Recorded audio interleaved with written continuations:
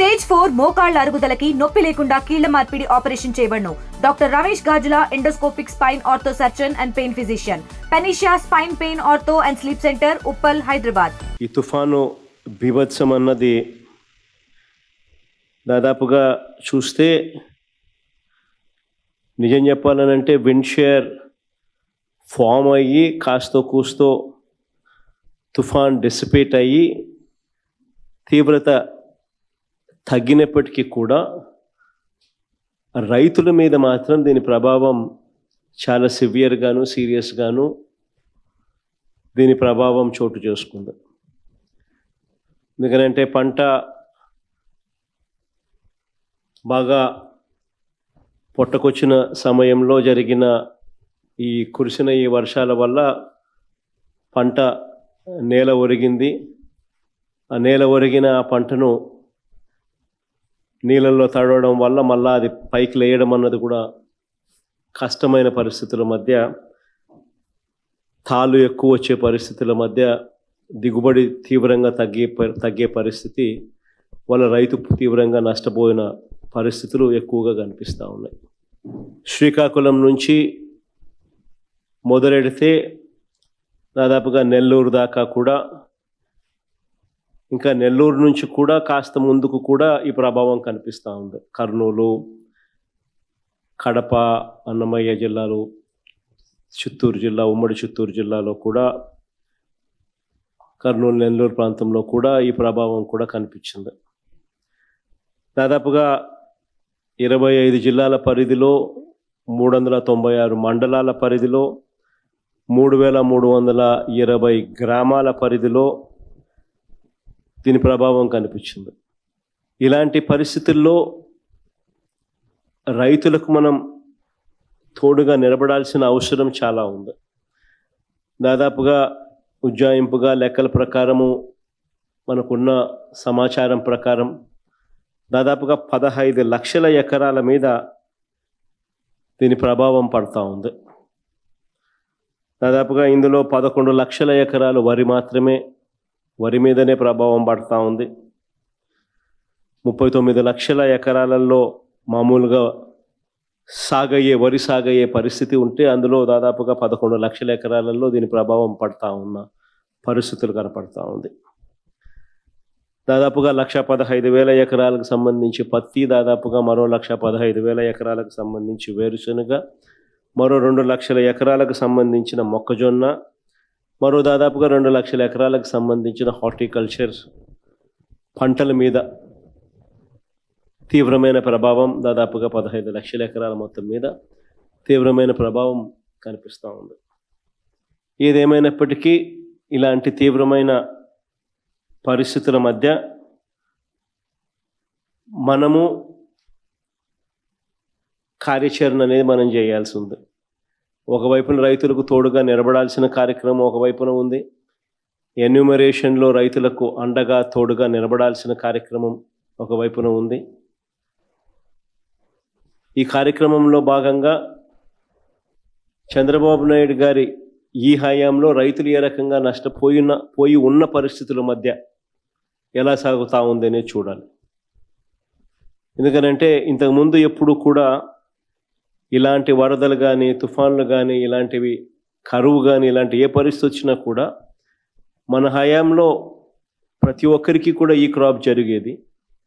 RBK వ్యవస్థ అన్నది అప్రమత్తంగా ఉండేది. ఆర్బీకే వ్యవస్థ అప్రమత్తంగా ఉండి ప్రతి గ్రామంలో అందుబాటులో ఉండి అక్కడ అగ్రికల్చరల్ అసిస్టెంట్ రూపాన అగ్రికల్చరల్ గ్రాడ్యుయేట్ చదివిన పిల్లలు అక్కడ అందుబాటులో ఉండి, గ్రామ సచివాలయము, ఆర్బీకేలు ఇవన్నీ కలిసికట్టుగా ఉండి, ఆర్బీకేలో ఈ క్రాప్ వ్యవస్థ అన్నది పగడ్బందీగా ఉన్న పరిస్థితుల మధ్య ఉచిత పంటల బీమా అన్నది మన హయాంలో రైతులకు అందుబాటులో ఉన్న పరిస్థితుల మధ్య ప్రతి రైతుకు ఒక భరోసా ఉండేది.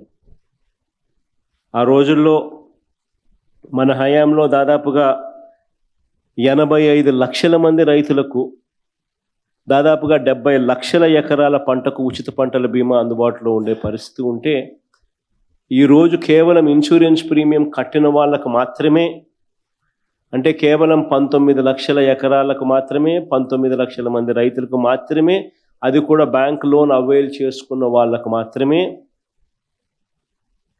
ఇప్పుడు ఇన్సూరెన్స్ అవైలబుల్గా ఉన్న పరిస్థితిని మనం చూస్తూ ఉన్నాం.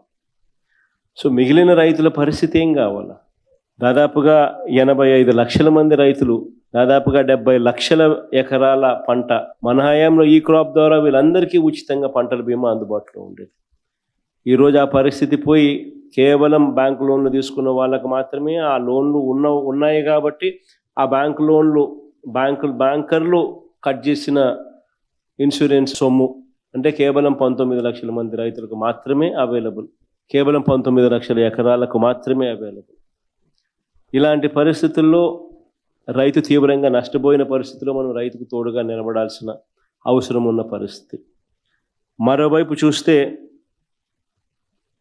ఇన్పుట్ సబ్సిడీ అన్నది ఈ ప్రభుత్వ హయాంలో అసలు వాస్తవం ఏమిటి అని చెప్పి చూస్తే ఈ 16 నెలల్లో ఈ 16 నెలలకు గాను అసలు ఎంత ఇన్పుట్ సబ్సిడీ ఈ ప్రభుత్వం ఇచ్చింది, ఎంతమంది రైతులకు ఇన్పుట్ సబ్సిడీ ఇచ్చింది అని చెప్పి ఒకసారి గమనిస్తే దాదాపుగా ఈ 16 నెలల్లో ఈ డీప్ డిప్రెషన్స్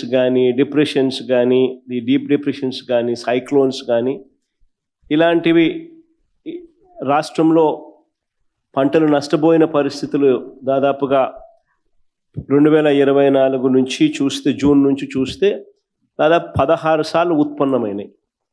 ఈ 16 సార్లకు సంబంధించి ఎంతమంది రైతులకు ఇన్పుట్ సబ్సిడీ అందింది, ఎంతమంది రైతులకు నష్టపోయిన పరిస్థితుల మధ్య వాళ్ళకు ప్రభుత్వం తోడుగా నిలబడింది అని చెప్పి చూస్తే ఈ ప్రభుత్వం తరపు నుంచి గుండు సున్నా కనిపిస్తుంది. అంటే ఏ ఒక్క రైతుకు కూడా ఇన్పుట్ సబ్సిడీ అన్నది అందించని పరిస్థితిలో ఈ రాష్ట్ర ప్రభుత్వం కనిపిస్తూ ఉంది. దాదాపుగా వీళ్ళు ఈ క్రాప్ చేయకుండా రైతులను నిర్లక్ష్యం చేసినప్పటికీ కూడా వాళ్ళ దగ్గర ఉన్న వాళ్ళ లెక్కల ప్రకారమే చూసినా కూడా దాదాపుగా 5.5 లక్షల మంది రైతులకు ఇన్పుట్ సబ్సిడీ రూపేణ 600 కోట్లు ఇవ్వాలని అది ఇవ్వకుండా ఎగరగొట్టిన పరిస్థితులు మనం చూస్తూ ఉన్నాం.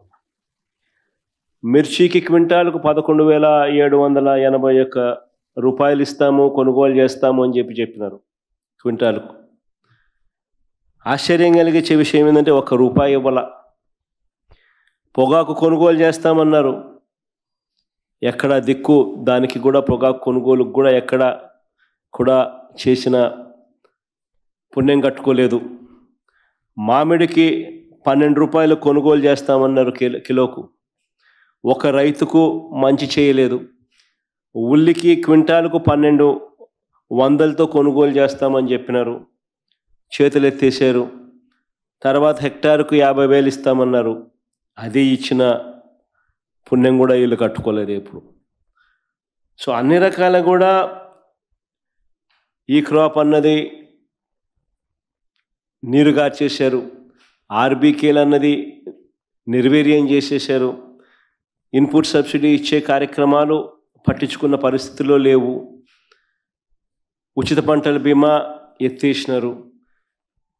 ఏ పంటకు కూడా గిట్టుబాటు ధరలు రాని పరిస్థితిలో రైతు తీవ్రంగా ఈ 17 నెలలు చంద్రబాబు నాయుడు గారి పాలనలో నష్టపోయిన పరిస్థితులు మనం చూస్తూ ఉన్నాం. ఇవన్నీ మ్యాన్మేడ్ కెలామిటీస్. నిజంగా ఉచిత పంటల బీమా చూస్తే మన హయాంలో అప్పట్లో దాదాపుగా గమనించినట్టయితే మన హయాంలో 7,800 కోట్ల రూపాయలు ఉచిత పంటల బీమా కింద మనమే ప్రభుత్వం తరపునే మనమే రైతులు రూపాయి కట్టాల్సిన పని లేకుండా మనమే ప్రతి ఎకరాకు ఈ క్రాప్ చేసి 54,55,000 మంది రైతులకు తోడుగా నిలబడుతూ దాదాపుగా 7,802 కోట్ల రూపాయలు మనం ఖర్చు చేసి మనం రైతులకు ఇన్సూరెన్స్ సొమ్ము ఇప్పించగలిగాం. ఈరోజు పరిస్థితి ఇంత దారుణంగా ఉంది. ఒకవైపున ఇవన్నీ మ్యాన్మేడ్ తప్పిదాలు ఇన్ని కనిపిస్తూ రైతు తీవ్రంగా నష్టపోయిన పరిస్థితులు ఒకవైపున కనిపిస్తూ ఉండగా, మరోవైపున ఇటువంటి సైక్లోన్ రూపేణ జరిగిన నష్టం, ఇలాంటి సైక్లోన్ రూపేణ జరిగిన నష్టాల మధ్య మనం రైతుకు ఎక్కడ తోడుగా ఉండగలుగుతాము అని అంటే ఎన్యూమరేషన్ అన్నది ప్రభుత్వం చేతులెత్తేసే కార్యక్రమం చేయకుండా ఆ ప్రతి గ్రామంలోనూ కూడా వైఎస్ఆర్సీపీ నష్టం జరిగిన ప్రతి గ్రామంలో కూడా ఎన్యూమరేషన్లో ఏ ఒక్కరికి కూడా నష్టం జరగకోకుండా వాళ్ళ తరపున వాయిస్ ఇవ్వగలగడం, వాళ్ళ తరపున మనం ప్రభుత్వం మీద యుద్ధం చేసైనా సరే వాళ్లకు రైతుల తరపున మనం తోడుగా నిలబడడం, ఇది ఖచ్చితంగా రైతుల తరపున మనం చేయాల్సిన కార్యక్రమం. మీ ప్రాంతాలలో మన కోఆర్డినేటర్లు, అసెంబ్లీ కోఆర్డినేటర్లు ఎక్కడెక్కడే అసెంబ్లీ కోఆర్డినేటర్లు అందరూ కూడా చురుగ్గా పాలుపంచుకుంటా ఉన్నారు. మనం ఇచ్చిన పిలుపు మేరకు, మీరు కోఆర్డినేట్ చేసిన తీరు మేరకు వీరంతా కూడా పలు కార్యక్రమాలలో ఇప్పటికీ అందరూ కూడా పాలుపంచుకునే కార్యక్రమం జరుగుతూ ఉంది. శ్రేణులందరూ కూడా ఈ కార్యక్రమంలో కూడా పాలుపంచుకుంటూ ఉన్నారు. వాళ్ళందరికీ ఒకవైపున అభినందనలు తెలియజేస్తూనే మరోవైపున వాళ్ళందరినీ ఇంకా కాస్త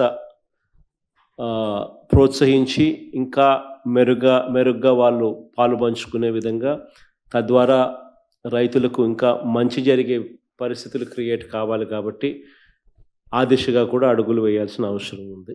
ఏ రైతు కూడా మిగిలిపోకుండా, అవస్థపడే పరిస్థితి రాకుండా ఆ రైతుకు తోడుగా ఉండే కార్యక్రమంలో మన వంతు కృషి ఏం చేయాలనో అవన్నీ కూడా గట్టిగా చూసుకునే కార్యక్రమాలు. తెలుగులో న్యూస్ కి ఫాస్టెస్ట్ యాప్ ఇప్పుడు టోటలీ న్యూ అవతార్లో జస్ట్ 5 seconds లో కంప్లీట్ న్యూస్. సోషల్ మీడియాలో ట్రెండ్స్ కి one stop solution. Live TV app voice search option తో ఇప్పుడే డౌన్లోడ్ చేయండి లేదా అప్డేట్ అయిపోండి. యాప్ లింక్ డిస్క్రిప్షన్ లో ఉంది.